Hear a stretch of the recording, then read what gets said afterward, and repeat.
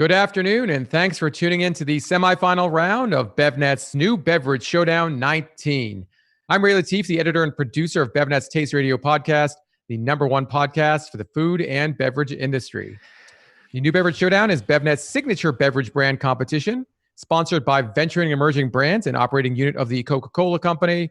The Showdown gives 12 early-stage and promising brands the opportunity to present their business plans and products to a panel of expert judges and our audience watching on the live stream. The winner of the two-day competition will receive a $10,000 ad package and join a short list of brands that have triumphed in the Showdown, including Health Aid Kombucha, Malk, Rise Brewing Company, Tio Gazpacho, Hop Tea, and Grady's Cold Brew. Let's talk about the rules of the semifinal round for just a moment. Each of the 12 brands will have 2 minutes to present and receive 2 to 3 minutes of immediate feedback from the judging panel. The judges have already sampled the products. After all of the brands have presented, judges will pick 5 brands to move on to the final round, which takes place on Thursday, June 11th. The sixth semifinalist will be chosen by audience vote. I take that back. It's going to be the sixth finalist. The sixth finalist will be chosen by audience vote. At the end of today's semifinal round, we're going to show a list of all the participants and a number next to each brand name. Live stream viewers will have the opportunity to vote by texting the number corresponding to your favorite brand to a phone number that we'll provide. You can also call the phone number to vote. We're going to show that phone number after all the 12 semifinalists have presented.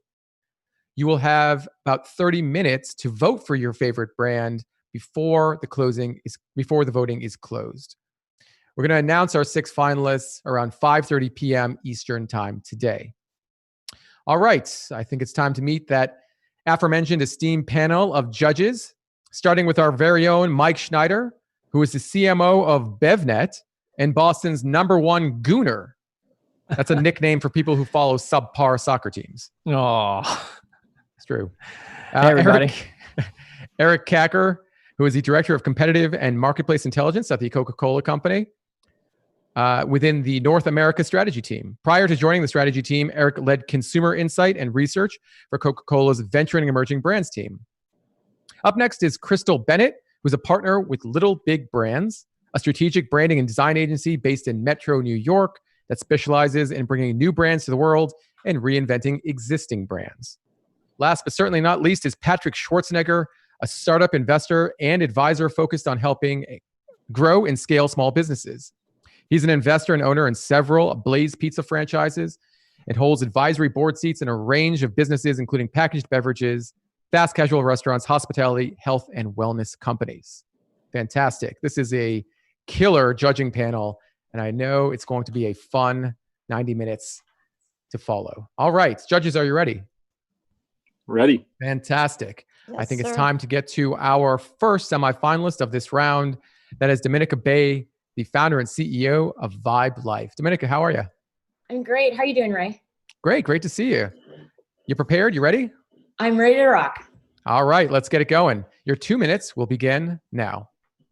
Hi, BevNet. My name is Dominica Bay. I'm the CEO and founder of Vibe Life Hemp Kombucha.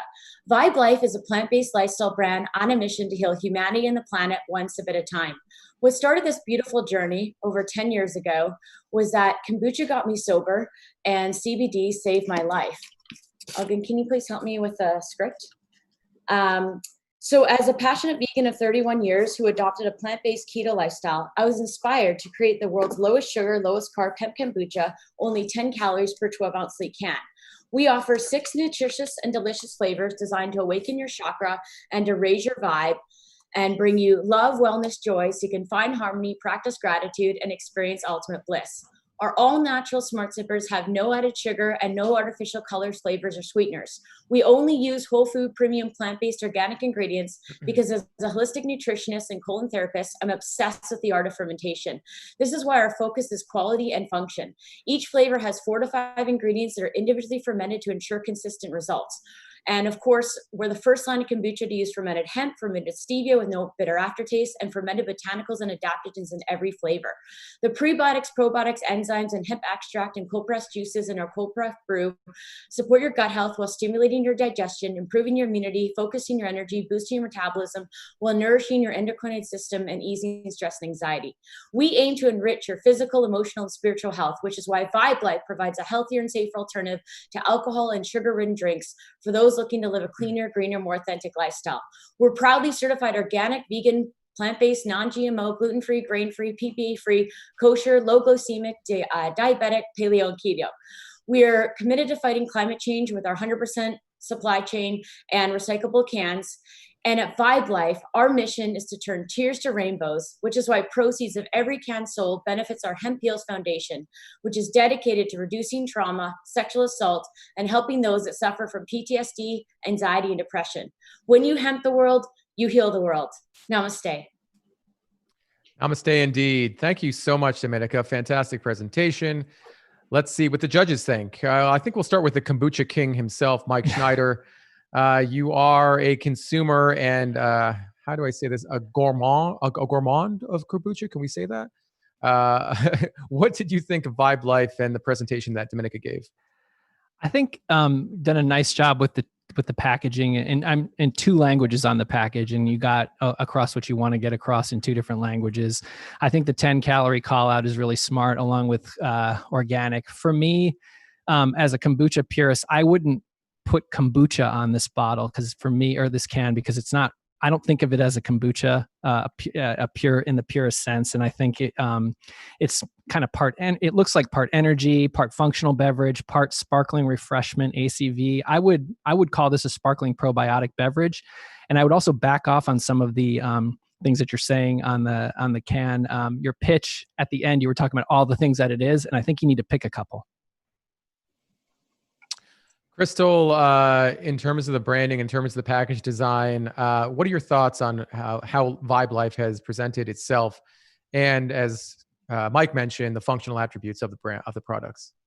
Yeah, I thought your pitch was really passionate, and I so appreciated that. What I wish is that passion that we just heard from you came through in the can and the brand design. To me, it's lacking a little bit of that personality, and you're obviously bubbling with personality. So I would love to see a little bit more of that. I'd also love to see this become a little bit more proprietary. Right now, it's not as ownable as it could be, and you're creating a lifestyle brand. I think there's so much more that you could do with this to really make this stand out and be signature Vibe Life, something signature for you. Eric, 10 years ago, the kombucha category was a handful of brands. Today, there's dozens of brands in the space. What do you think of Vibe Life's opportunity in this crowded and competitive category? I agree with a lot of what Mike and Crystal just said. I think that it needs the ability to stand out a little bit more because there's a new kombucha brand. It seems like that hits the market every hour. I would say this is the first hemp kombucha I've ever tried. So I was curious to know a little bit more about those combinations. And I wonder if that's an opportunity for the brand to go forward, because I do think that there may be something there. But I was left more curious about what that combination could do. And Patrick, kombucha is once again one of those categories that seems to be on the radar for a lot of investors. And hemp as an ingredient seems to be a pretty hot one as well.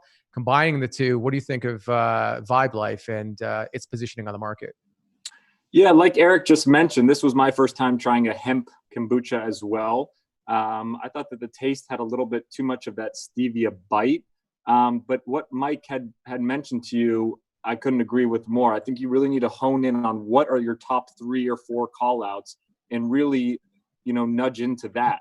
Because right now you're preaching 10, 20 different attributes of this can and of this drink, and it kind of gets lost in the messaging of what's really going to keep you apart from some of the others. So I would go back, really understand your why and what your messaging is that's going to differentiate you, and lean into that. All right, great feedback. Dominica, fantastic presentation. As the judges mentioned, love your passion.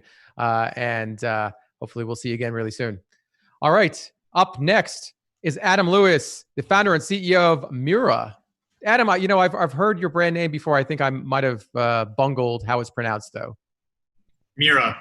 Miura. Okay, I was pretty close. All right, are you ready to present to the judges and the audience watching at home? I was born ready, Ray. I know you were, my friend. All right, let's do it. Your 2 minutes begin now. Coffee and tea have been consumed for centuries, simultaneously evolving and persisting to keep up with humanity's needs and desires. Today, coffee and tea are consumed about as habitually as people brush their teeth. My name is Adam Lewis. I'm the founder of Miura, and it's an honor to stand before this virtual audience today in sunny Toronto, Canada, presenting this brand. After all, what's a beverage pitch competition without a coffee startup? Here at Miura, we're on a mission to deliver drinks that align with consumers' evolving palates, accessibility needs, in the ever-changing world that we live in today. We do Japanese-style flash-chilled coffee, a method of brewing that has been practiced by baristas and homebrewers seeking exceptional flavor. Precision, heat, and immediately chilling preserve the bean's flavor and aroma. The precision required to brew coffee this way meant that it had to be made in small batches and enjoyed immediately. We've invented a way to replicate this craft brewing method for scalable RTD consumption. I discovered this brewing method while searching for an on-the-go solution for my busy day-to-day life for uncompromising coffee standards. Something shared by many others leading an active life with an affinity for craft Java, just like myself. The name Miura is a means of paying homage to my own Japanese heritage, but more so to the pioneer of canned coffee, Mr. Miura Yoshitake, who invented canned coffee back in the 1960s, creating a lasting innovation that now exists as the global category of RTD coffee. Since launching in late 2018, we've seen great success in our regional market.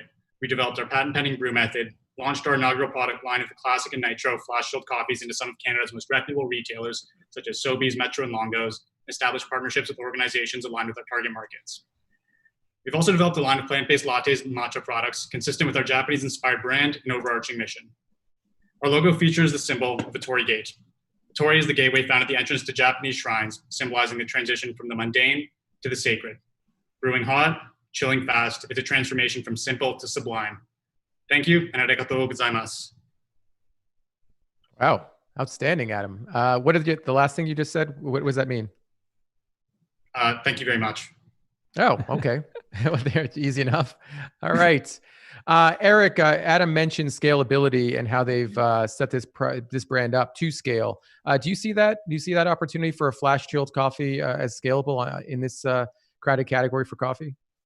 I think it's probably one of the most sensorial coffee experiences I've ever had from a canned coffee. So I think the formulation, the taste is great, the aroma is great. So I think the product is excellent. My concern is how would it stand out in a very crowded category, right? I think the consumer education on the process would need to come out. But I think if they can get the trial, they've got a really phenomenal product here. Patrick, are you a coffee drinker? In the times that we've chatted, I don't think I've ever asked you that. I have a coffee addiction issue. I drink too much coffee, and as you know, I'm an investor in Super Coffee. But first off, let me say that I thought that this packaging was great. It really went hand in hand with your kind of with the Japanese style in the background.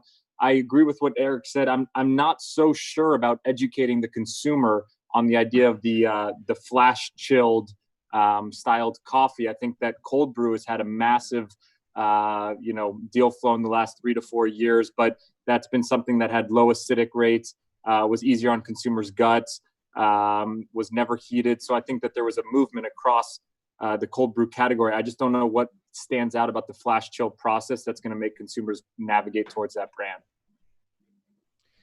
Crystal, consumer education, a huge component of introducing brands and inducing trial. On the front of the can, are there things that you really liked about Miura? Are there things that you would change? What advice would you have for Adam? Yeah, absolutely. I mean, you had me at Japanese style flash chilled coffee. I have no idea what it is, but I want it and I love it. So that was really compelling. I love the can and I love the white matte label. The texture and how it feels in your hand is wonderful. Really makes me want to hang on to it longer. And I'm a tremendous fan of Japanese design and style. So you got bonus points for me on that as well. I am a little bit confused by the design that I'm holding in my hand and the one in your presentation and on your website. This is not a popular sentiment, but I actually liked what was on your website and in your presentation better. I thought that was cleaner. Oh, that's the new one. Okay, perfect. And I like the new one better. Good. Yes, they underwent a package revamp recently. Mike, we've seen both. In terms of Miura, their positioning, potential for day part usage in a number of occasions. We see so many new products come into the office. So many new coffee products come in the office every single day. Is there something about that stands out about Miura that you think will give it the opportunity to succeed on the market? Well, two things here, Ray. You know I love coffee. One is this flash chilled idea is a new idea. It's innovative, and it makes you say, oh, what is flash chilled? The fact that they're using heat before they chill is a good thing, because everyone knows that heat brings out the flavor in coffee, the right heat, and the formula is dialed in here. And the second thing that's going to help it stand out, anybody, the one person I think that can pull this stuff off is Kylo Ren's good twin. Adam's got this. He's got it. Yeah. You know what? I see it too, Mike. Well done. Adam, fantastic job. Great feedback from the judges. And let's move on. You're just tuning in. You're watching the semifinal round of BevNet's new Beverage Showdown 19. I'm Ray Latif, the editor and producer of BevNet's Taste Radio podcast. We've already heard from 2 semifinalists. Let's hear from the third, Celeste Perez, who's the CEO and founder of Dewdrop. Celeste, how are you? Good. How are you? Great to see you. You prepared? You ready? You ready to go? All right, we can get started. Let's get started. Your 2 minutes will begin now. Perfect. So how are your stress levels right now? Loaded question. But in a 2017 study, 79% of Americans said they experience stress on the daily. And that's probably off the charts now if you're just feeling anywhere like I do. It turns out stress isn't just a mind thing. It also has physical effects, and women are twice as likely to feel those. Maybe you can't sleep, you get sick all the time, or you feel low. Adaptogens help the body regulate this physical stress response. And so I first started working with adaptogens after experiencing burnout myself. These results were so amazing that I quit my stressful life and started Dewdrop. Dewdrop is a sparkling stress balancing beverage made with whole fruit juices, organic adaptogens, and aromatherapeutic superfoods. Each ingredient, smell, flavor, even the packaging was designed to address stress from the inside out. It was also developed by an all-female team.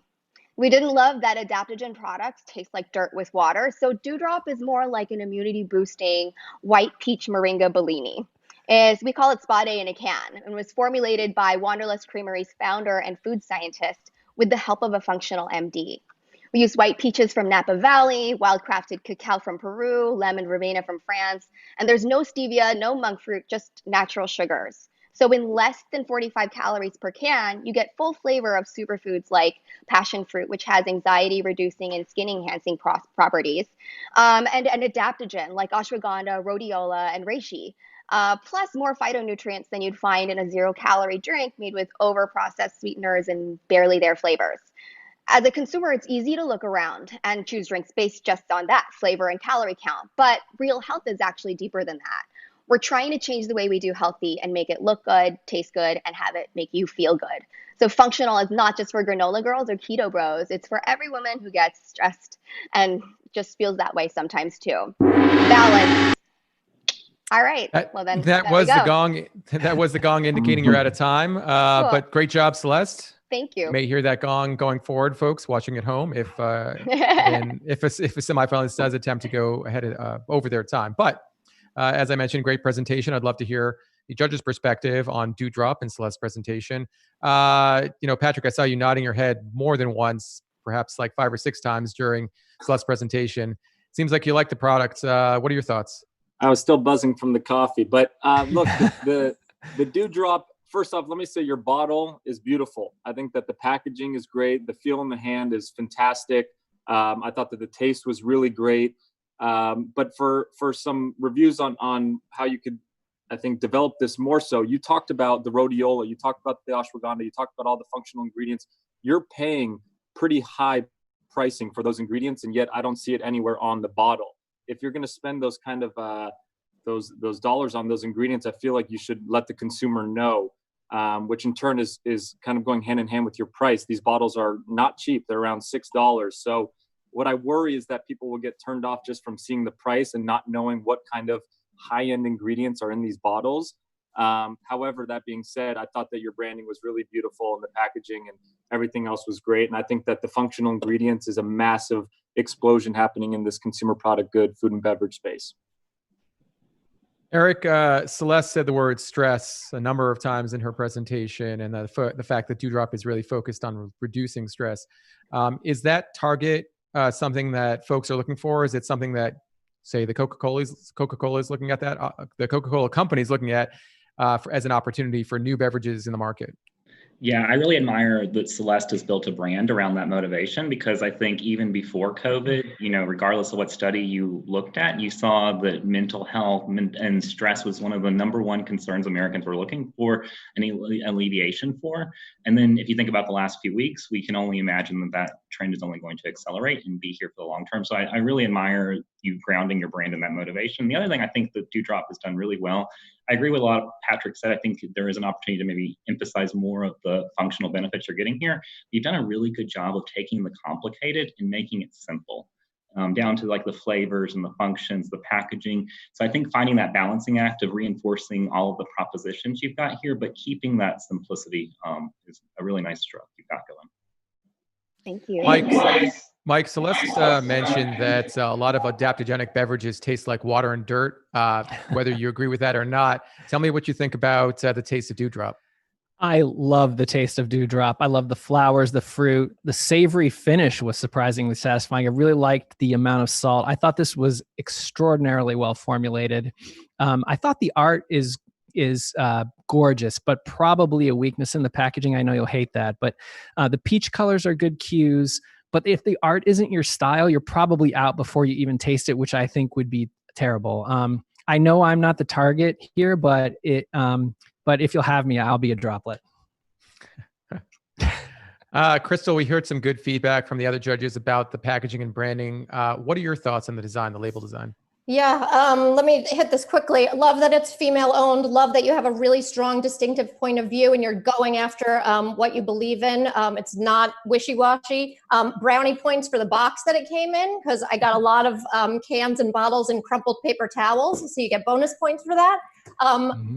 The packaging, I have to say, while it is beautiful and it's a lovely work of art, it kind of reminds me of the feminine care aisle a little bit. I'm so sorry, I hate to say that, but we do a lot of work in Fem High, and that just concerns me a little bit, because that's a category you want to make sure you don't mix with. So these are a lot of cues and colors and kind of imagery that you would see in some of those products. But I do think it's beautiful, and I think that that with some optimization, you can totally be a slam dunk.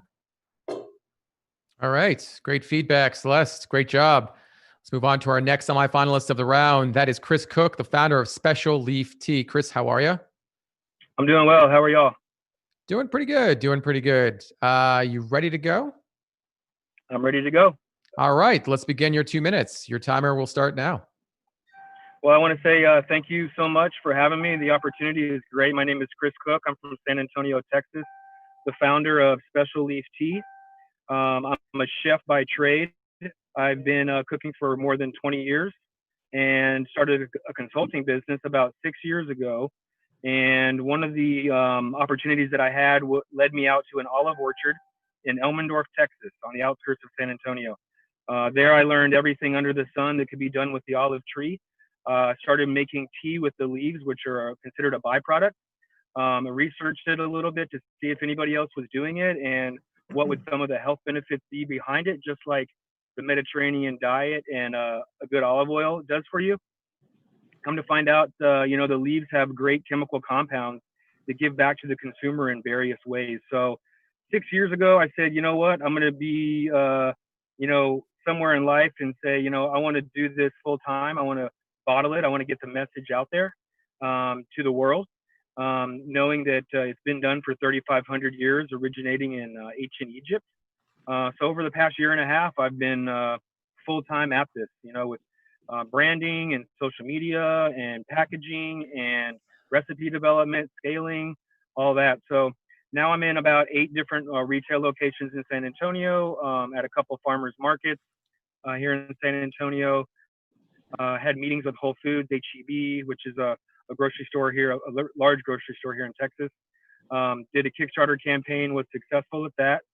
And most recently, starting to do a lot of meetings with co-packing and website development, those kinds of things. The health benefits behind the tea are great, but I don't want to pigeonhole myself into a health product. All right. Well, Chris, great job. Sorry we had to cut it off there. But let's turn it over to the judges to see what they think. Sure. Eric, a number of years ago, the Coca-Cola company invested in an upstart tea brand that turned out to be called Honest Tea. I'm curious as to what you think of the opportunity for Special Leaf tea. Yeah, and I like a lot of things about this brand. I think it's also, paying homage to Honest Tea and with that slightly sweet, calorie range. I think ready-to-drink tea is a hard category. The last 3 or 4 years, it's been relatively flat, right? And where we've seen pockets of growth have been on the high caffeinated, the yerba mate side.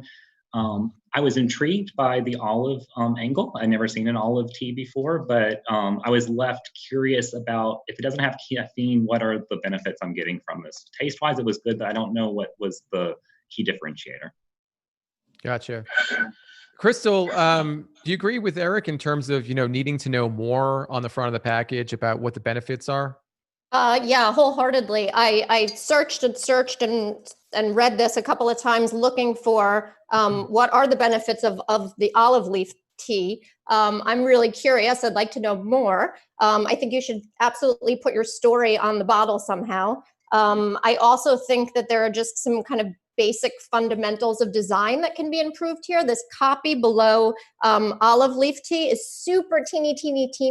And I would just be nervous that most consumers wouldn't be able to read it. And there's actually some great copy down there. So I would hate for you to lose that. And I would also say you have an opportunity to create something that's a little more proprietary and ownable for your brand as well. And use the label shape to enhance the bottle shape so that they work together in harmony a little bit more. But I think you've got a great prospect here. Patrick, I know you put a lot of emphasis on great taste. How did the taste come across for you for Special Leaf tea? Unfortunately, I didn't get this package, so I wasn't able to try this actually. But so I can't answer the actual taste. However, I kind of want to say what Eric was saying, that if the tea category is kind of going at a it's not having a large growth except for in the space of large caffeinated beverage of the yerba category, what is this that you're going to do to convince the consumer to switch to the olive plant, right? I think that there's the form of the education that needs to happen. And obviously on the packaging, there needs to be something more that has you stand out. That's going to make people want to at least try the idea of the olive leaf tea. Mike, we've offered our feedback about Special Leaf tea on the podcast in past episodes. Mm-hmm. Has your opinion of the product changed? I think my opinion's the same. It's still very early stage, and Chris, I like the product. So take this. I think the liquid in the bottle is good, and it's the seed of something interesting, and that could be very good. The problem that I have is that olive leaf should be the hero in two places. One is you need to make olive leaf tea much bigger on the front because it's new and you're educating people on what this thing is, and you want them to see that and pull them in. The second place that I think it should be more heroic is in the formula itself, and at least in this SKU. This is the only one that I got to try. Sugar is much more prominent than olive and lemon, and I would move those up and dial back the sugar a bit because you are in the war on sugar. 17 grams is an awful lot of sugar for this day and age, and I think this could be a really tight product, and I like the taste. Outstanding. All right, great feedback. Well done, Chris. I think it's time to move on to our fifth semifinalist of the round. That's Bryant Joseph, who's the president of BevNET. Bryant, how are you? Good. Good to see you. Like your background. And Thank you. Yeah, are you ready to go? Yeah, can you hear me okay? We can hear you okay. All right, your 2 minutes are going to begin now. Okay. Hi, again, I'm Bryant. I'm the co-founder of BevNET. So juice shots are one of the fastest growing beverage categories. They're sold primarily in grocery stores, and there's been an explosion of ginger, turmeric, functionally based shots. Market size has grown substantially even in just the last 90 days. The shot format is a great combination of function and convenience. But the thing is, not everyone walks by the juice case, so you need other opportunities to propose the same value, and that's really the solution that we provide.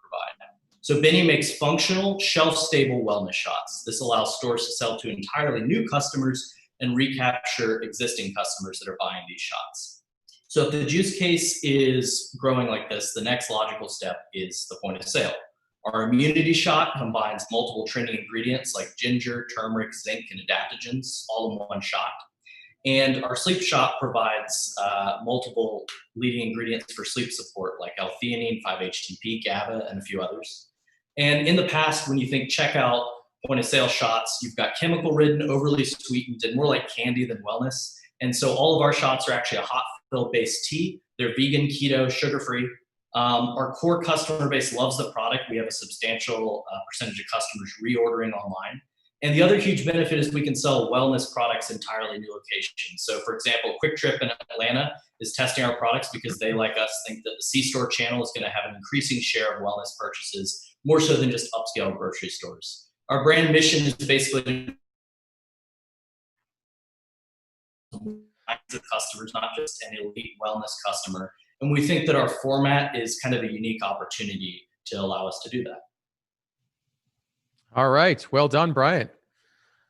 Well, Patrick, I know you tried this product because I saw you crush a shot before we got on the mics here. What are your thoughts on Benny and the taste of the product? Yeah, got the empty one right here. There it is. I thought that it was really great. I thought that I'm a huge shot drinker. Like you said, there's been an explosion in this market. I think that it's really smart. You did a shelf stable. That obviously is great for scalability and going into big box retailers.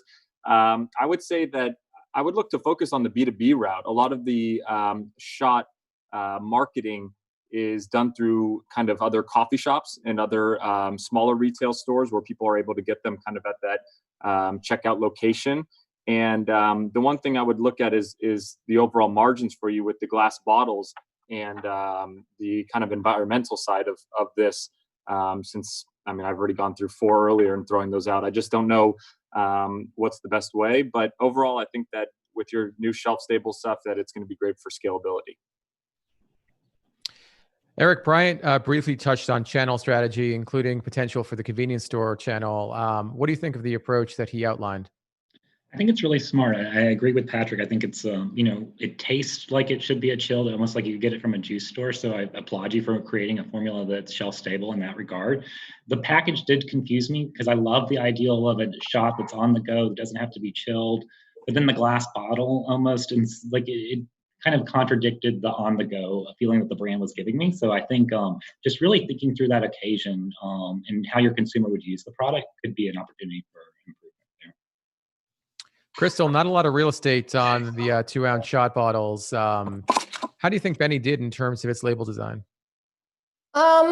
Well, I would say the biggest thing for me is that this was quite a shocking experience. So I didn't know what to expect, and it blew my socks off. So I wonder if there's some way that you can let consumers know what they're getting into before they open it and chug it back. That might just be me. I'm a lightweight, but I would love to be kind of forewarned on what the experience is before I do that next time. That said, I feel like it really was doing something for me and I really got a benefit from it. That whole thing that it tastes like something tastes medicinal, it must be doing something. I do think your Benny branding is tiny and it's a tiny bottle, but I would love for you to build your brand a little bit more on here. I think it was originally called Punch in the Face Beverages, wasn't it, Mike? Seriously. Yeah, it sure was.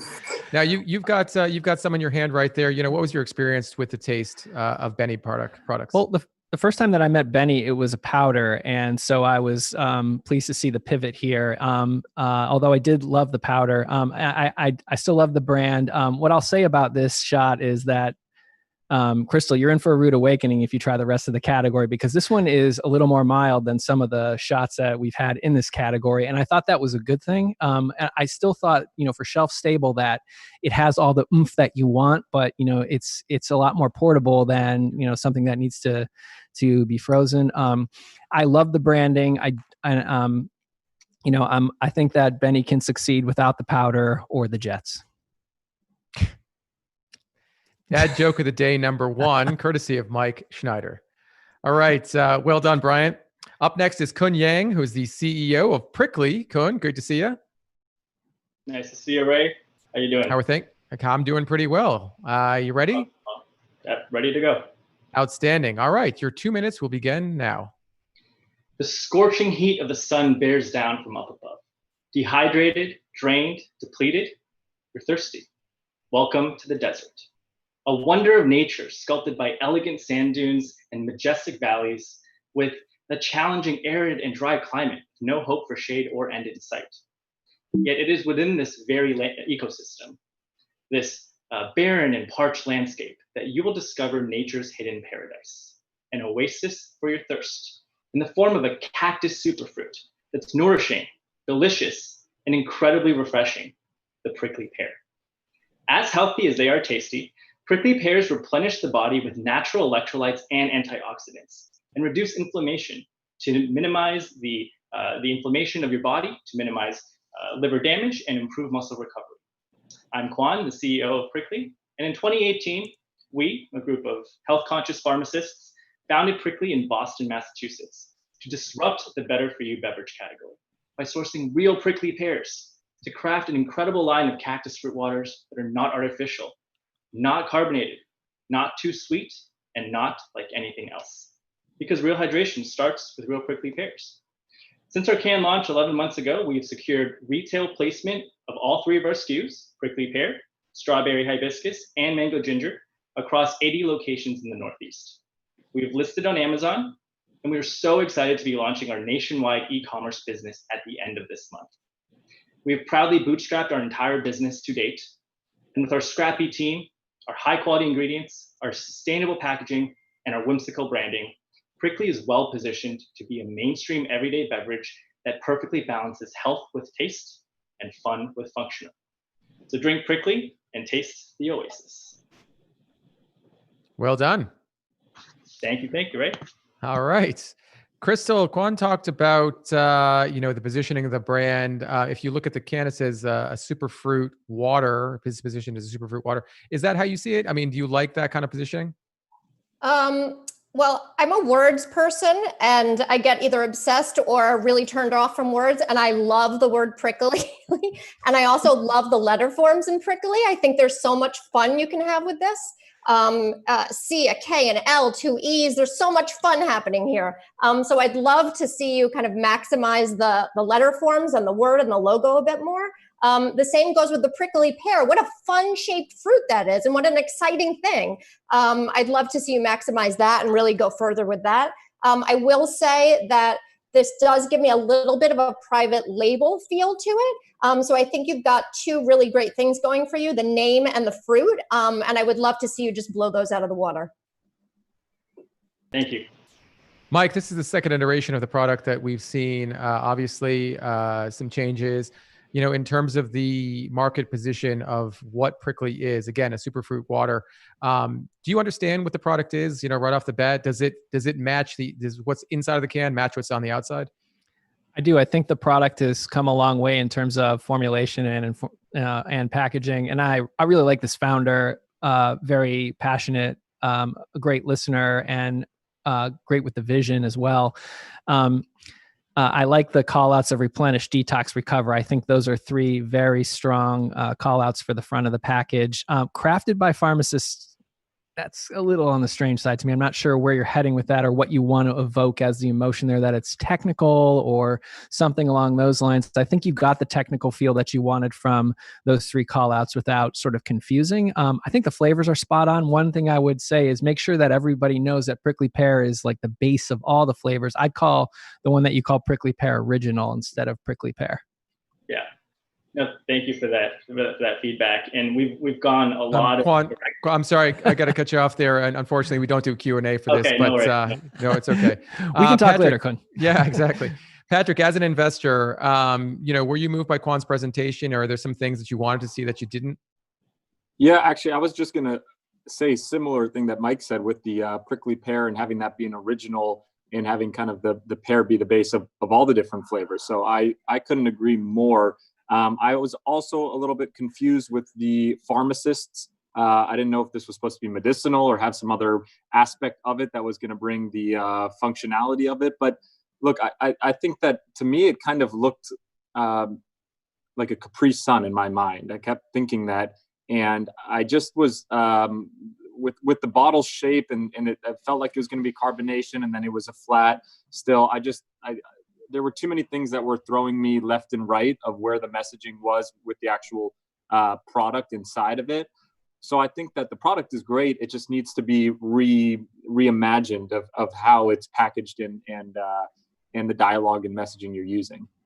But I like prickly too. Crystal was right with that word. Eric, we've seen other similar types of beverages on the market.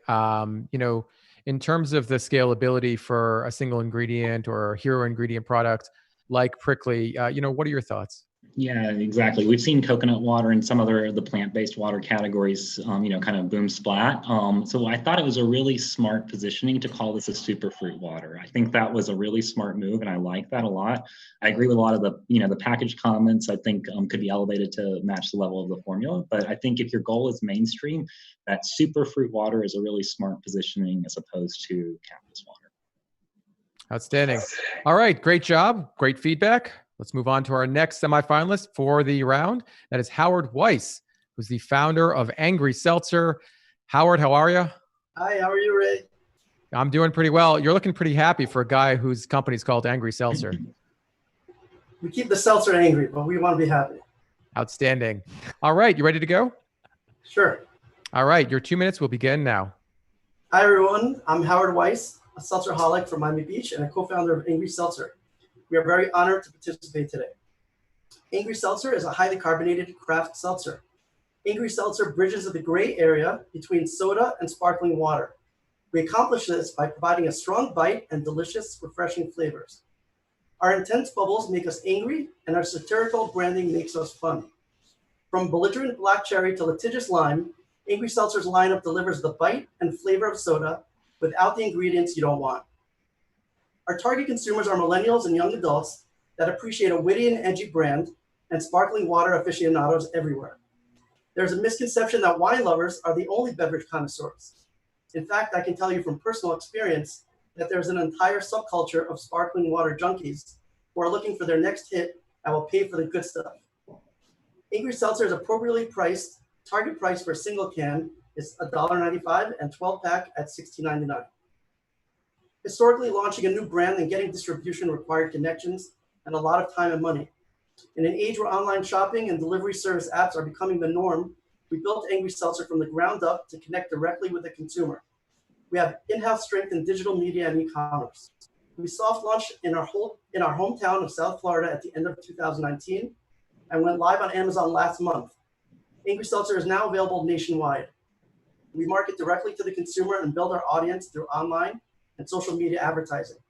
Ultimately, our goal is to be sold single serve at retail, bars, and restaurants, and to be sold in case pack at grocery. We love everything about seltzer. We love the bubbles, we love the bite, we love the refreshment, and most of all, we love the flavor. We set out to create great tasting flavors. No Lysol lime or cough medicine cherry here. Our flavors are not off the shelf. They are not run of the mill. Like Apple, they were designed by a creative team in California and are the result of weird science. Sorry, your time's up, Howard, but great presentation nonetheless. Let's talk to the judges about their thoughts. Angry Seltzer, Patrick, let's start with you. We see a ton of seltzer brands on the market, fast-growing category. Do you think Angry has what it takes to stand out and be a differentiated brand in that category? Yeah, I think that first off, great presentation. To me, when I heard Angry Seltzer and when I went to actually try it, I was right away thinking that this was going to be an alcoholic sparkling soda. I mean, I thought that the name Angry Seltzer just right away put it into that category for me. And I don't know if that's my fault or if that's just kind of the overall feel that other people have. The taste was good. I wouldn't mind it being that 10 to 20 to 30 calorie and having 1 or 2 grams of sugar or not. But I think that adding on something a little bit more can keep the flavor profile there for a little bit longer. The first second of the sip was great, and then it kind of dwelled off. So that would be my overall review. Eric, I haven't directly asked you about taste. You commented on taste regarding some of the other products. Howard talked quite a bit about the taste and the carbonation of Angry Seltzer. What are your thoughts as compared to other products that you see on the market? Yeah, I think it's really smart. I think you've tapped into a consumer insight. The consumers actually do care about the bubble or the shape, the size, the velocity of the bubble. So I think it's really, really unique that you've tapped into that. I agree with Patrick's comment. I think that my first instinct was that it would probably be a hard seltzer. It's because that category's exploded. I think that's going to be something you're going to have to deal with your brand there. And then I think the taste-wise, it was good. I think your struggle is it's a very, very crowded category, right? And there's a new entrant all the time. So I think you've got a unique differentiation. You just have to make it clear to the consumer what you're offering, I think, a little bit better than it is today. All right. Crystal, how you feel about some litigious lime? Funny you said that. I'm a sucker for a pun, so I actually really appreciate the naming conventions and the punniness of your copy on the back, as well as the flavor names. I, like the other judges, was very confused and thought that it was alcohol and was ready to call a party in my apartment when I got the case the other day. So I think you might have some confusion on shelf with that. The product experience was good. I really liked the heavily carbonated experience. I will say there are some design fundamentals on the can that need to be worked out. There's some spacing issues just within the flavor itself. There's a giant space. There's a lot of white type on a very pale blue can. So I think you'll have legibility issues with consumers. And then my kind of biggest issue is with the illustrations of the flavor on the bottom. I think it's really difficult to tell what those are. I wasn't sure what the ginger was for quite some time, as well as the cherry and the lime. And it kind of made me angry. I wanted to improve on the illustrations a little bit. So I think you have something great here. Just some optimization could bring it to another place. Yeah, Mike, in terms of the presentation and Howard's sort of style when it comes to talking about the attributes of the brand and product, are there some things that you think need to be included, or are there some things that you wanted to hear more about? I'll say Howard is a great person to be around. I've had the pleasure of meeting him before. So, and I loved his presentation. One of the things about beverages is that there's usually a promise of what's going to happen when you consume the beverage. And I don't know of anybody who wants to become angry. So if they see angry first, they'll be like, I don't really want a drink that's going to make me angry. I think bringing to life the highly carbonated aspect as a hero is going to help you differentiate. One thing Patrick said, though, made me wonder if you could market this to people who are already angry or hungover, perhaps, as this, something that kind of is a compliment to that, because certainly there's a lot of us with that problem right now with the quarantine. So I think there might be something there in the marketing, perhaps, that you could sort of that you could capture. I like the product a lot. It's tasty. For sure. And indeed, Howard, a great guy. I met you at BevNet Live, December or winter 2019. Thank you so much for coming, and hopefully we'll see you again really soon. And for folks watching at home on the live stream, we hope you join us for BevNet and Nosh virtually live, happening on June 23rd and 24th, jam-packed with great content, insights, networking opportunities. To learn more, head to BevNET.com or Nosh.com today. All right, up next, we have Rosa Lee, who's the CEO of Wild Wonder. Rosa, how are you? Good. How are you? I'm great. You ready to go? You ready to present? Yep, absolutely. Fantastic. All right, your 2 minutes will begin now. Hi, everyone. I'm Rosa, the founder of Wild Wonder, healing drinks that lift you to create everyday wonders.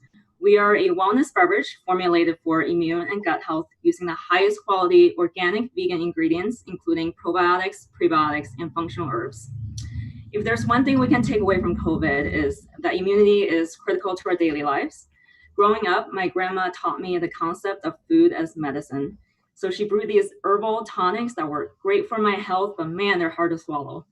Inspired by her herbal wisdom and leveraging my previous entrepreneurial experience of building a loose leaf tea brand, I decided to make functional ingredients accessible, fun, and tasty. So I created Wild Wonder to bring whimsy and clarity into a rather serious functional category. We are here to inspire goodness and lift people up through both our product and our mission of creating everyday wonders and for those undervoiced in our community through our impact program. Now, we all know that gut health is big and growing, but it's not always just going to be kombucha. So we're here to deliver immunity in a new and exciting way. 80% of our immune system is in our gut. So our delicious beverages are the complete package and caffeine-free. It combines both prebiotic and probiotic all in one bottle. Our healthy gut bacteria need both to effectively function. So our drinks are formulated with plant fiber, live vegan probiotics, and functional herbs, all under 7 grams of sugar in an entire bottle. Since we launched just a few months ago in the Bay Area, we got stocked in more than 30 natural independent accounts, despite being in a pandemic. Last month, we even launched with Whole Foods NorCal, as well as our e-commerce platform. We are a brand that knows healing can be delicious, fun, and giving, and we look forward to sharing more and creating everyday wonders with you. Thank you. Well done. Great presentation. Let's kick it to Crystal to get her thoughts on Wild Wonder. Some pretty colorful packaging, a lot that's popping on the front of that label. What are your thoughts in terms of how they did with their label design? Yeah, I want to hug it. So that's a good thing. It really made me feel warm and fuzzy. And I think it's very cute and ethereal. And you use the word whimsy. And I think that's a great word for it. I had no idea what to expect with the product experience. And I was kind of also shocked by what I tasted as well. It was quite delicious, but maybe there's some way to telegraph that on pack a little bit better. And the only other thing I would say I actually really like the label here, and I like the design. But the black caps, I'd love to see you change that out for a color that fits with the color palette a little bit better. And it's very Alice in Wonderlandy, so made me feel good. Making you feel good is always a good thing. Yeah. Eric, we see gut health and immunity talked about a lot these days, packed into one beverage. Do you feel like there's a lot of opportunity for a brand like Wild Wonder? I do. I think Rosa's statement of wanting to kind of deliver that good tasting experience in a new, fun way is a very scalable mission and proposition. I think my struggle with the current execution of Wild Wonder is that it feels like very much like what Kavita looks like. So I think the traditional customer of the natural health beverage aisle would pick this brand up and be very pleasantly surprised. I just fear that someone who's not an NHB customer today may not go down the aisle where that would be shelved. So I think some way to make it a little bit more fun and introduce it to a new consumer segmentation might be a good opportunity. All right. I have a bottle of this in my fridge. I haven't opened it up yet. I wish I had before this competition. But Mike, I know you've tried this product. What do you think?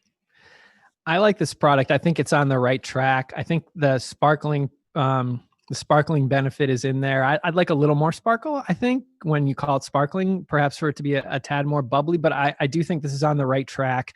Prebiotic and probiotic, if that's the hero, I'd like to see that pop a little bit more here. I don't know exactly what a sparkling super herb infusion is, so it's going to be really important to put that near other things that are like that on the market. So I would say you'd want this near the kombuchas and the water kefirs, which I think it's closer to a water kefir than it is a kombucha. And I'm glad you didn't try to call this a kombucha or and I think some of the benefits are there, and that people who don't necessarily like kombucha but want those benefits would turn to something like this. One question I had, and we can talk about this later, is 3 grams of dietary fiber enough prebiotic? Patrick, you get the last word. Your thoughts on Wild Wonder and its positioning as a better for you beverage within that gut health set?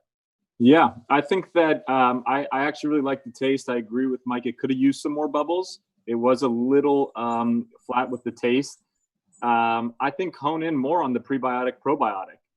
Do I know if that's enough fibers? I don't know, but the idea that it's a prebiotic and probiotic is something I think you should lean into. I think that has a lot of oomph behind it right now. A lot of people are caring about their gut health.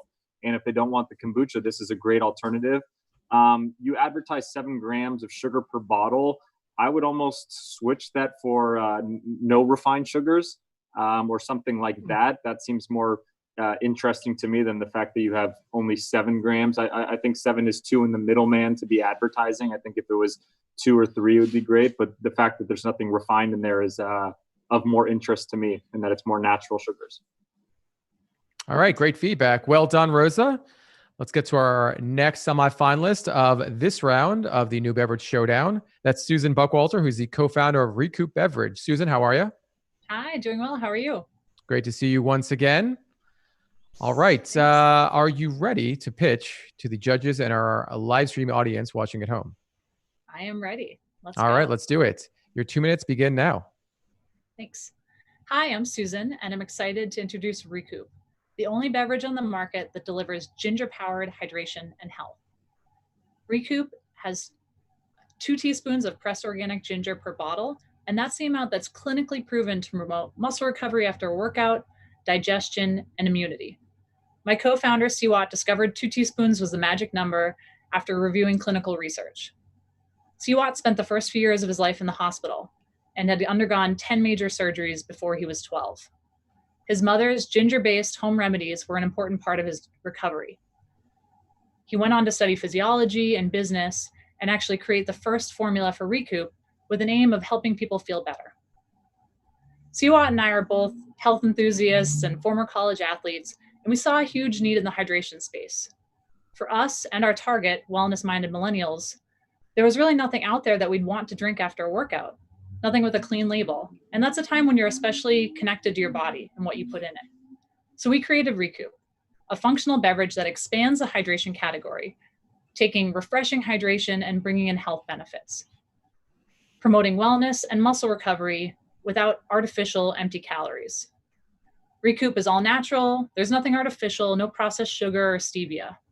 We use 7 simple ingredients, including organic, ultra-hydrating tree water. Our 3 delicious flavors are watermelon blood orange, cucumber lemon, and pineapple coconut. Recoup is shelf stable with a retail price of $3.99 to $4.49. We've had great traction in the tri-state area. We are in natural and gourmet grocers. And before COVID, we were selling well in fitness studios, offices, and in cafes. And actually in the fitness and yoga community, we have a great cult following. So give us a try and feel the difference of ginger-powered hydration and health. Thank you. All right, great stuff. Eric, let's get your thoughts on Recoup. Post-workout beverages, starting to see quite a few new brands come to market. Do you think Recoup sort of fits into the category of brands that have enough to make it on the market in that category, in that space? I do. I think this was a unique, interesting, novel proposition. Ginger is extremely hot right now, but I think that you guys have used it incredibly smart. It doesn't taste like it's like a ginger essence or a ginger flavor. I mean, you get the aftertaste of it. And I thought that was a really nice combination in a hydration beverage. So it was a very unique experience. And I could see someone reaching for this daily after their workout very easily. All right. Mike, the flavor is something that is so key when it comes to any beverage, whether it be a wellness beverage or otherwise. Eric touched on the ginger. I know we're ginger fiends here at BevNet. What are your thoughts on the flavor? Well, as a ginger fiend, that's a great word for me. I thought this was a phenomenal. I think it does need a warning label for people like maybe Crystal who are looking for less ginger in their beverage. It should be ginger-powered hydration, should be the hero on this thing. I mean, Recoup is the hero right now and the design is the hero. I want to see ginger-powered hydration here because I'm a ginger lover and I'm going to reach for that immediately when I see that you're going all in on ginger, because somebody who picks this up and isn't ready for the ginger is going to go, whoa, that is the spiciest drink I've ever had. And it's also, there's, ginger is the hero, but I think the most prevalent ingredient was maple water, which I was surprised to see too, which is very hydrating. I like that as well. I would like to see that on the label somewhere a little bit more prominent, but ginger powered hydration is the way on this one for me. Patrick, as someone who is interested in fitness and keeps himself in pretty good shape, is this something that you would drink on a regular basis? Thank you for that compliment, Ray. I think that first off, I thought that the flavor was delicious. I'm a big ginger fanatic as well. So I think that this was great. I would hone in more on that maple water. I know that there are tons of benefits with maple water, and I'm assuming that's where majority of your sugar is coming from. The big thing for me is you're wanting people to use this every single day after a workout. Your pricing is quite high for someone to take this after a workout every day, over $4. If I were you, I would go and fix your pricing. Actually, you're at $4.15. I would take the margin hit and go down to $3.99 to $3.89. The perception to the consumer is really different with those 15-cent differential. And yeah. All right. Crystal, when Mike was talking about how the ginger might need a ginger warning for you, your head was just like nodding furiously. But all in all, aside from the ginger itself and aside from the call outs, what do you think of the packaging and design of Recoup Beverage? Yeah, Mike, you've got my number already. You totally nailed it.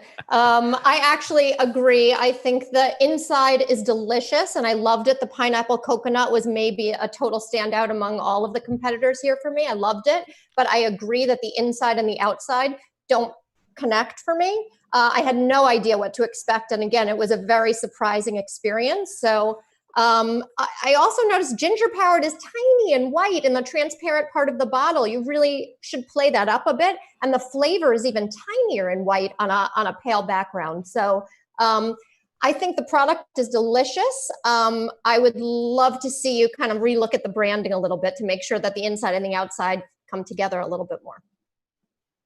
All right. Great feedback. Great presentation. Thank you so much, Susan. Hope to see you again soon. All right, up next on BevNet's New Beverage Showdown 19, the semifinal round that is, are Fahim Kaji and Aisha Chotani, who are the co-founders of Moment. Aisha, Fahim, how are you? We're good. How are you doing?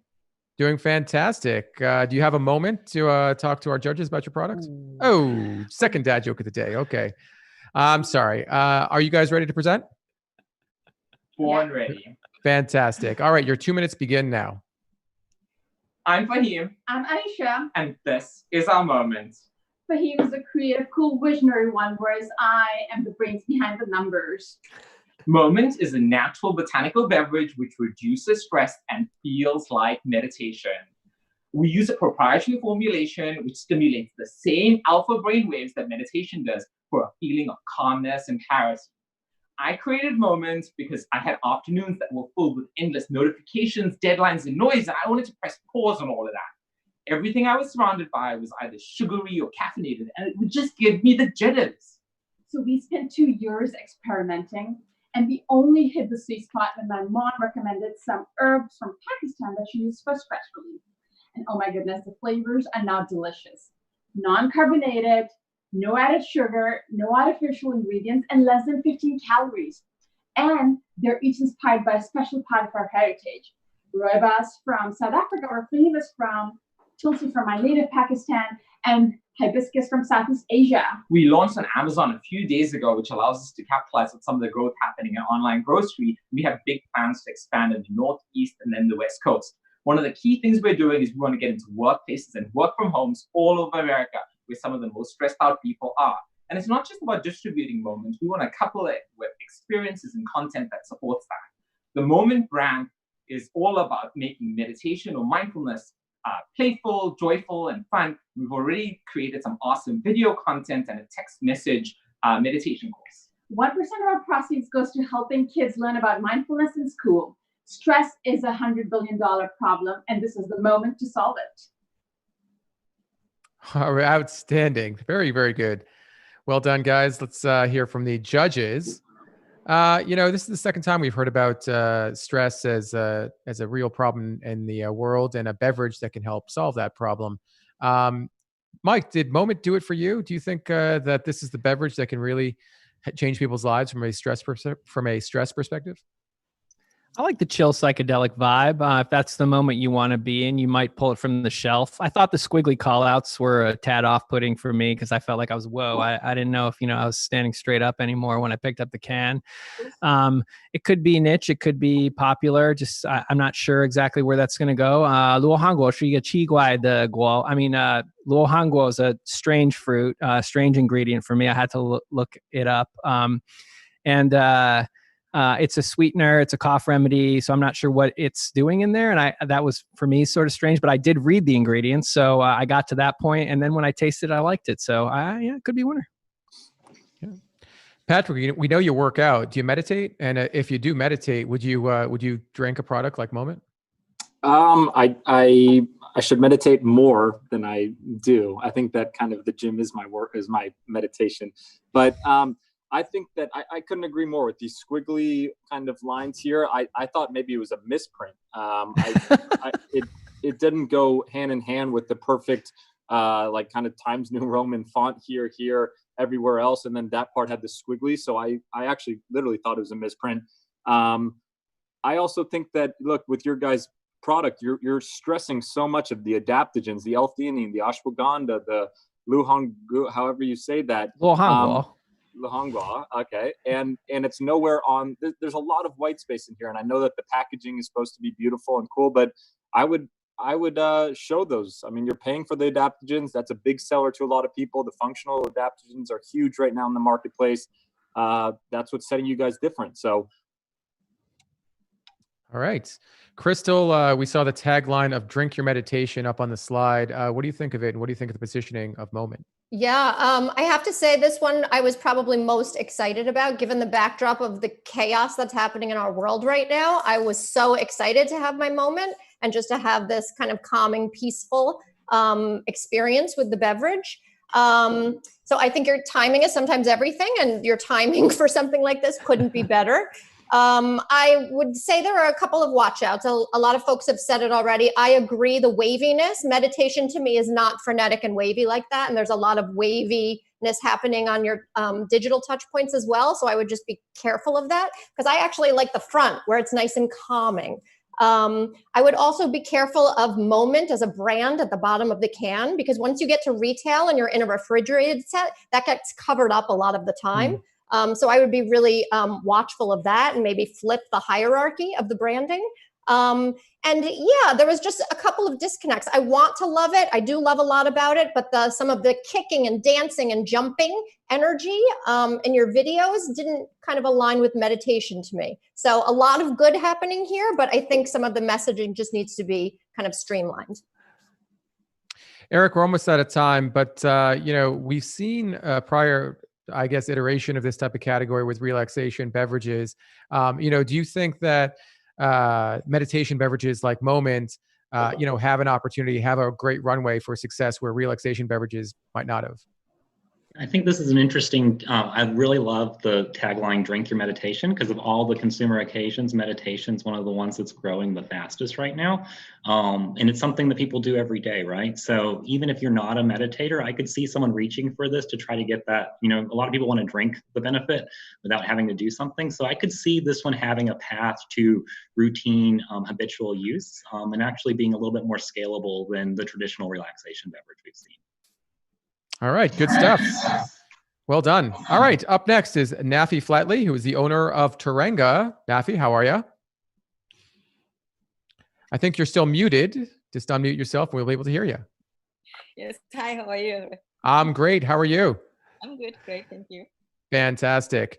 All right, you're ready to go with your presentation? We all want to hear it. Yes, I am ready. Thank you so Fantastic. Your 2 minutes will begin now. Hi, my name is Nafi Flatley. I was born and raised in Dakar, Senegal. I'm the mother of 4 boys that inspire me every day to do what I do with our family business, Teranga. Teranga was founded in 2016. It's a food and beverage company that uses organic wild ingredients from Africa and also other organic ingredients from around the world. We are in over 335 locations in the San Francisco Bay Area. Our line of baobab-based drinks are our Happiness Blend, which is baobab, tamarind, and nutmeg. Our Love Potion, baobab, red hibiscus mint. The Teranga Strong, baobab, white hibiscus ginger. The baobab superfood, which is the Pura Vida. In Africa, baobab has been known to have many health benefits for centuries. My grandfather told me that historically it was given to hunters, warriors, messengers before they left on their journey. And also they were greeted with baobab upon their return. Baobab has a high level of vitamin C, B6, potassium, magnesium, calcium, iron, phosphorus, and zinc. And that's just a short list. It is also known to be a prebiotic starch. So it acts as a natural time release for nutrient, regulating glucose absorption and reducing lactic acid spikes. Teranga is committed to create opportunities for women. We are also committed to create sustainable economic opportunities locally and abroad. Internationally, in Senegal, we work with a nonprofit organization. We work with this Miura organization, which is a network of over 300 women, of which we work closely with 30 of them and create a bridge for them to package and export their products here in the United States. We also guide them with agriculture and nutrition information. Domestically here in the United States, we work with local farmers, we use their product, and also one of our goals has always been to also create a living wage job in the San Francisco Bay Area and other communities in years to come. We donate Nafi, I'm sorry you're out of time, but great presentation nonetheless. That was fantastic. Thank you. Patrick, as an investor, I'm curious as to your thoughts about, mission-based companies, or at least companies with a strong mission-based component like Teranga. How do you evaluate those mission-based components, and particularly for Teranga? It's actually one of the things that I look for most in a company is, do they have a mission? Do they really have a why? Who is their founder? What's their mission? What's their purpose of creating this product? And I think that you line up perfectly with that. I think that you're an embodiment of the American dream, coming over and creating this product, doing it in a very sourceful, responsible way, wanting to help the impact of not only you and the company, but the people you're getting the ingredients, the sourcing from. That being said, I did feel the overall presentation was a little bit confusing for me, of trying to really understand what the product was and what were the key benefits. I saw some powders. It looked like it almost could be better as a powder and an enhancement to smoothies or to drinks that people are doing at home. But overall, I just want to congratulate you on that and say that it's a really beautiful story. Just trying to get some more clarity on the product. Crystal, Patrick just mentioned this, clarity on the product and understanding what the product is really important. Did you understand it? Did you get that from the front of the package, that it is this baobab based product? I did, but I have no idea what that means. So yes and no. I could listen to you read the encyclopedia. I mean, you could talk all day and I wouldn't get bored. So your presentation, outstanding. The story is really authentic and incredibly compelling. So 2 thumbs up for that. Yes, I didn't know, Ray, to your point, what I was getting into. And the tagline "Drink from the Tree of Life" is also very appealing to me. I have no idea what it does or what it means or where the Tree of Life is, but sign me up. I want in on that. But I would say from a design perspective, again, I've kind of said this for a couple of these brands, white type on a pale yellow label is difficult to read. So I'd be concerned with your standout on shelf. You have beautiful liquids, beautiful product. I'd love to see a label and colors that actually enhance and complement the liquid colors instead of kind of burying them a little bit. So I would say, see if you could play that up a little bit. But the experience was silky and different. I didn't know what to expect, and I was pleasantly surprised. Mike, haven't talked about taste yet. What do you think of the taste of these beverages? I really like the taste of these beverages. I got the pleasure of meeting Nafi in person, and her charisma is infectious. So she really drew me into the booth to say, try baobab. I was like, what is that? And I found out I didn't know it was like my favorite thing. It's incredible. The ingredients that she pairs it with are incredible. The surprising thing is that it looks like something you'd pay $12, $14 for in Erewhon, but it's affordable. And I love camaraderie, acceptance, tolerance, and everything that this beverage stands for. Eric, Patrick touched on this, in terms of the format for this type of ingredient. Is beverage the best place for it, or would it fit better as a powder? Yeah, I think, I agree with what the judges say. Love the story, loved what the brand is shaping up to be. I think the question I had in my mind was, the taste is amazing. It tastes incredible. I just struggled as a consumer as to think about when I would use it in the day, right? So the current package, it's too big to be a shot. It's not necessarily a full, I had a lot of questions as when I would consume it. And I was, thinking it would be a really good add-in to a smoothie too. So I think the form is also something to consider with this one. All right, excellent feedback. Nafi, great seeing you. Fantastic presentation. Hopefully we'll see you again really soon. All right, we are down to our final semifinalist of the day. Man, time flies, doesn't it? Our semifinals, our final semifinalist is Alessandro Rocco, who is the founder of Sanzu. Alessandro, how are you? Great today. Thanks so much for having me. Thank you so much for being with us. Once again, last but certainly not least, I hope you can share what you want to share about Sanzu. You ready? Of course. Yep. Fantastic. Your 2 minutes begin now. Great. So hello, good afternoon, everyone. Last presentation of the day. So thanks so much to everyone for sticking around. I'm Sandro Rocco, the founder of Sanzu, and we are the first Asian-inspired sparkling water using real fruit plus no added sugars, sweeteners, artificial or natural flavors. All of our beverages have 20 or fewer calories, 4 or fewer grams of sugar, all from real fruit. Our first line consists of lychee, the Indian Alfonso mango, and the Filipino calamansi lime, which if you've never had before, think of a lime and an orange having a baby together. It's what I believe is the best possible citrus fruit Mother Nature has ever blessed us with. So ultimately, I started Sanzu because when I saw the world, I saw an Easternizing of American culture that I didn't feel was quite yet reflected on the beverage shelves. I saw Parasite winning 4 Academy Awards, Crazy Rich Asians becoming the 6th highest grossing romantic comedy in United States history, and Korean pop group BTS selling out the 91,000 person Rose Bowl on back-to-back nights last July. I also saw Padma Lakshmi, Chrissy Teigen, and Dave Chang, among many others, on my television.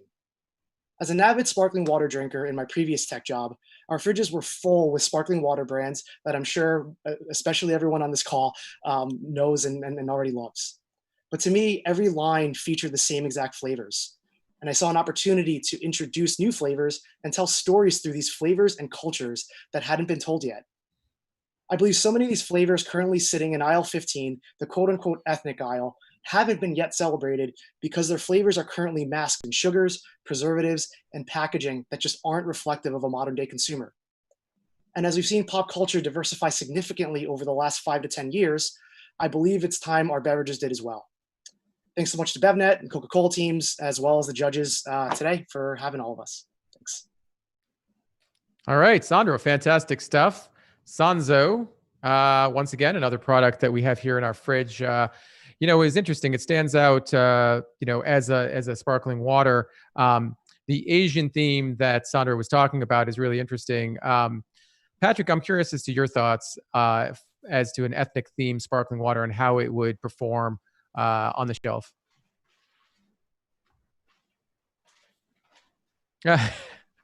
Sorry, I was muted there, but that's okay. You should never be muted, Patrick.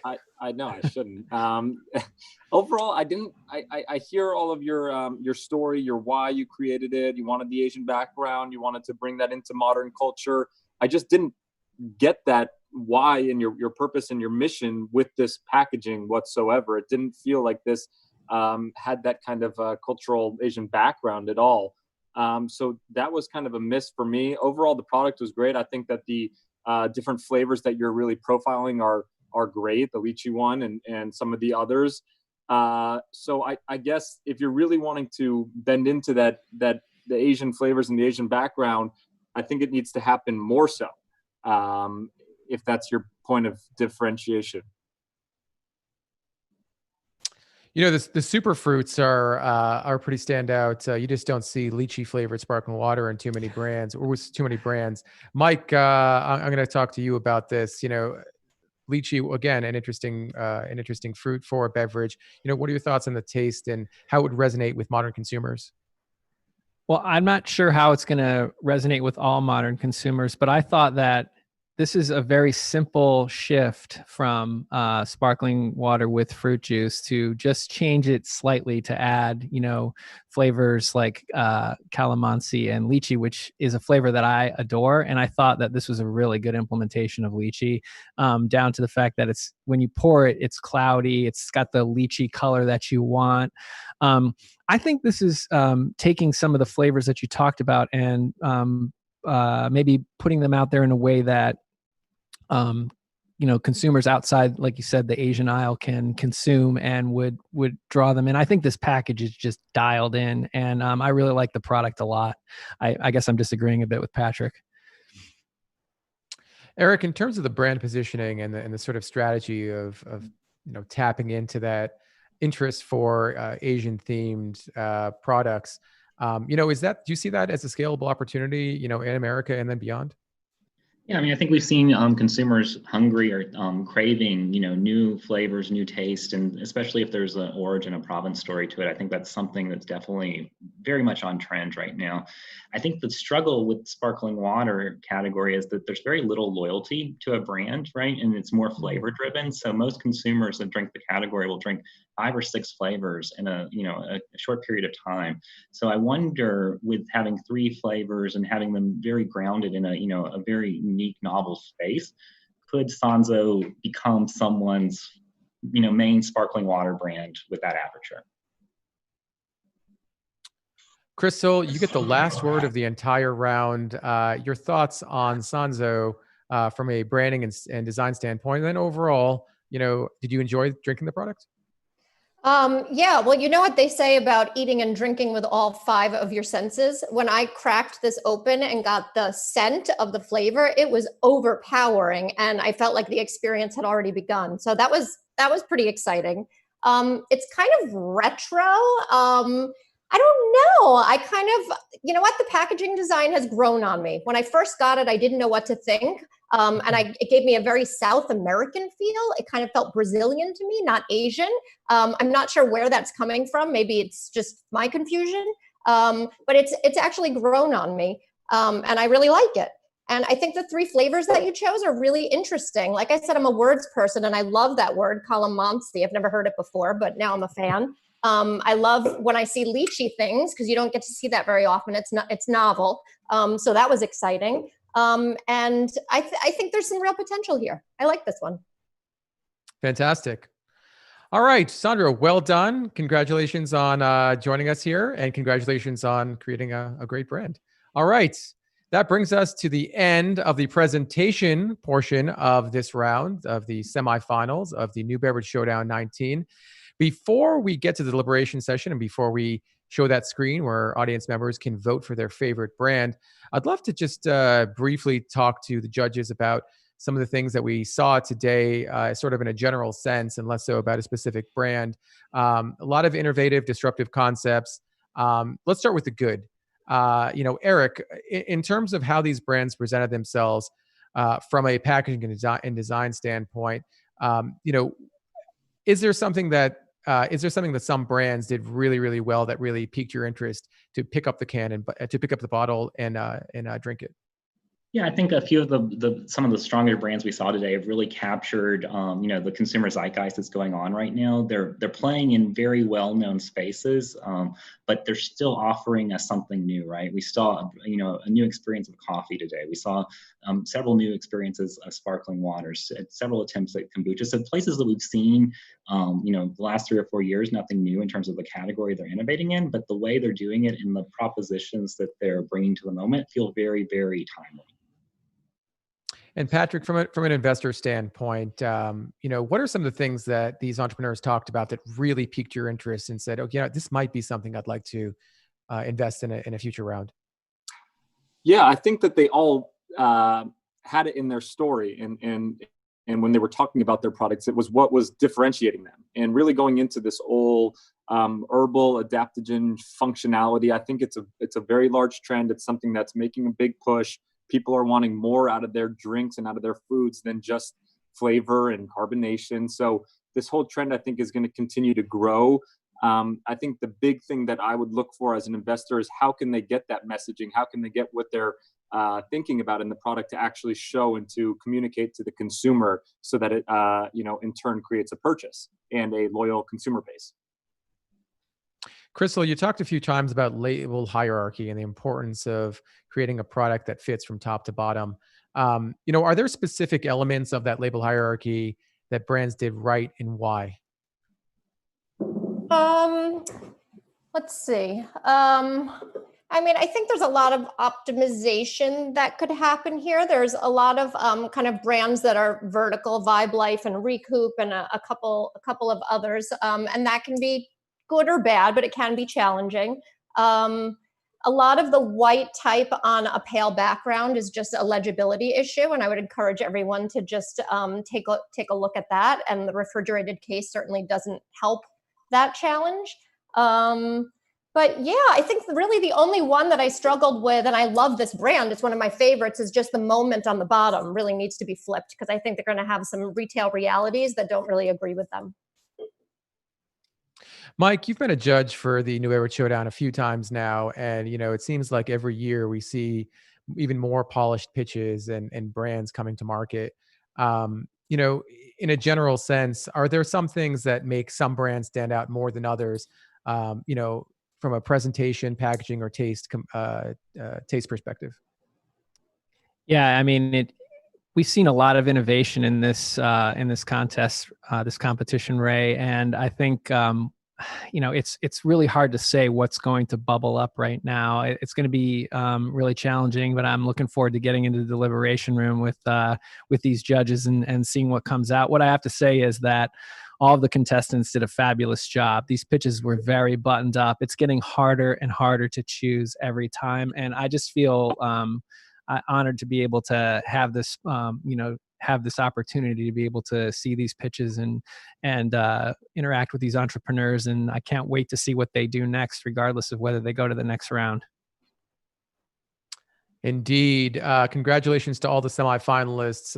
Really, really great job. I think we've talked about this a lot in the past. 2 minutes is not a lot of time to speak about your passion, to speak about your business strategy, to put forth the kind of effort that we saw today and get that message across to the judges and the audience watching at home. But I think everyone did a great job, and you should all be commended. As Mike mentioned, we're going to head to that deliberation room. Before we do that, we want to encourage folks at home to vote for their favorite brands. We're going to show that slide that I spoke about before. If you are inclined, and we hope you are, please vote for your favorite brand by texting the number that's corresponding to that brand to the number on that slide. You can call or text. We're going to leave the voting open for about a half an hour. So please vote early, and your vote will be counted. And that winner of the audience vote will be a finalist in Thursday's New Beverage Showdown final round. All right. Thank you all for tuning in. We'll announce the 6 finalists at 5:30, so please stay tuned for that. In the meantime, please stay tuned for an encore presentation of our office hours. Our initial office hours episode reflects the engaging content that subscribers to BevNet and Nosh get on a daily basis. All right. See you shortly.